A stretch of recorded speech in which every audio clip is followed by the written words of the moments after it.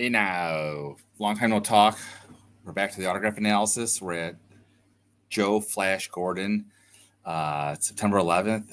I can't believe it's been 22 years since 9/11. It blows me away. I remember exactly where I was when I first heard about it. I'm sure most people do that obviously were around or alive back then. But let's talk baseball. I mean, it's a horrible event. Let's talk baseball. Joe Gordon. I mean, when this guy got in the Hall of Fame, I think in like 2008, 2009, granted, I wasn't as big a collector as I am today. This guy was not on my radar at all. I mean, people were on my radar then, but like this guy, not at all. Didn't see him coming, didn't know who he was. To be honest with you, I mean, I look at his record, and I mean, if you look at his overall record, batting average 268, meh, home runs 243, meh, RBIs 975, meh. Yes, he was a manager, but he had a below 500 record. So, I mean, there's nothing out there that screams Hall of Famer to me. I mean, and then you look at his stats, and his stats were a little bit better. I mean, the seasons he played 11 seasons, and like all but two of them, he was all-stars. So, I mean, when you look at the greatest Yankees of all time, the greatest Indians of all time, people put him in this category because, again, the stats don't reflect defense. And by all accounts, he was a great defensive player. So, but again, he just like slipped through the cracks like so many people. So when he got in the Hall of Fame, I'm like, who is this guy? Like I had to look him up and all his stats and everything. Fortunately, Joe Gordon lived a long life in baseball. So his autograph is not rare at all. I mean, baseball's obviously they're going to be more rare than others. Ron thinks his autograph can be forged. It's fairly simple. So, you know what? Rather than keep talking about Joe Flash Gordon, let's take a look at the autograph analysis of Joe Flash Gordon.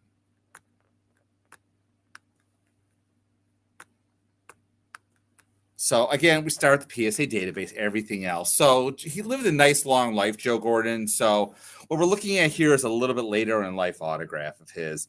I mean, the characteristics throughout his life were the same, but as he got older, he became more shaky. Granted, he never got in the Hall of Fame, so I don't know if he was bombarded with autograph requests. But again, he was a great player, so he did get quite a few autograph requests. So again, you can see right here, ballpoint pen signed in, just a Joe Gordon. Like you'd like to see the big J loop up and excuse the J come underneath. The thing I always look for Joe Gordon, the most telling thing for Joe Gordon for me is this R right here. It should be almost like a straight line. It goes down, straight up, over, and back down on the Joe Gordon. So, I mean, here's him with the, again, a little bit earlier. Again, the Joe is a big, nice looping J, connected usually to the O. I've seen where his autograph is all connected in one long stroke. But again, I'm looking at the R. The R, she goes down, straight up, and down. People were not really forging his autographs at the time. Again, this is his 1941 contract. This is a little unusual because it's so vintage. His autograph did change a little. But again, the R, straight line, you're looking at almost like an angle at a 40, not a 45, but close to it. 45-degree angle, maybe like a 50 to 60-degree angle. And again, I'm looking at that R, down, up, across.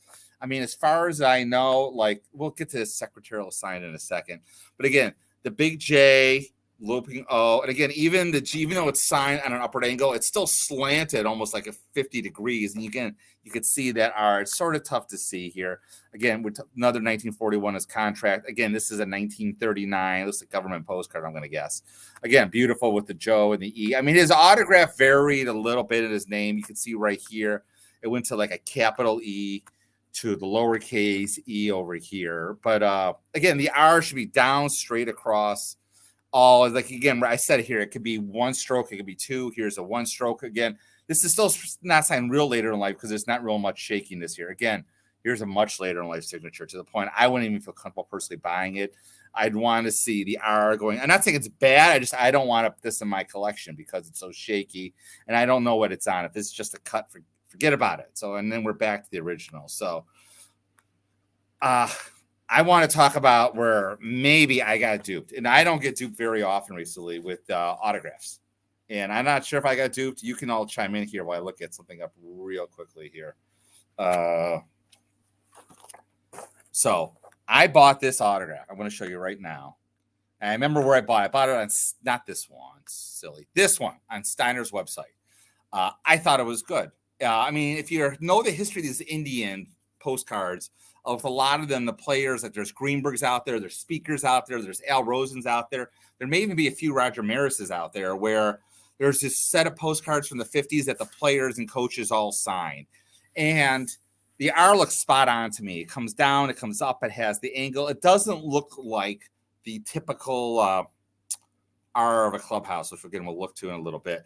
I thought this was good. It came with a JSA quick opinion, but not a full. So I upgraded the Joe Gordon, which we'll look at in a second, and I sent this to Beckett. And again, I sent it locally here in Detroit, and it came back as not authentic. And I didn't go ballistic. It would only cost you like $50, $60. I was upset, and I still feel this is real. I really do. I mean, this is too good to be a clubhouse. I mean, the J is a little off on how usually the J starts up here and ends down here. They usually don't intersect like this.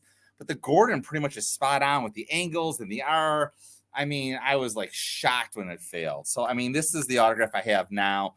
This is a government postcard. Again, the R is the same down, up. I mean, it's a little smaller than you typically see. But you can see the J here. See, it starts up and it doesn't loop. The J doesn't come all the way through, whereas here, the J starts lower down here. But I think, again, if I were an authenticator, I would have passed it. But what am I going to do? So, I mean, I looked on eBay, and I got to be honest, everything on eBay looks good, except for this ball. We'll look at it in a second. I think everything's good. You're going to expect to spend like $100 to $200 on a ball. Again, expect to spend more, like up to in the thousands if you're looking for a single signed sweet spot ball. But this ball right here, and again, JSA noted this. This is a clubhouse Joe Gordon. And I mean, if you look at it, there's no angle to it. By this time in his life, he was signing the lowercase e, not the capital E. The R is clearly looks like more like a V and not a straight line across. So, again, this looks nothing like even the one I thought was. Where are you? This one here. So we know this is a clubhouse. You look at this with the angle and everything, and the straight R.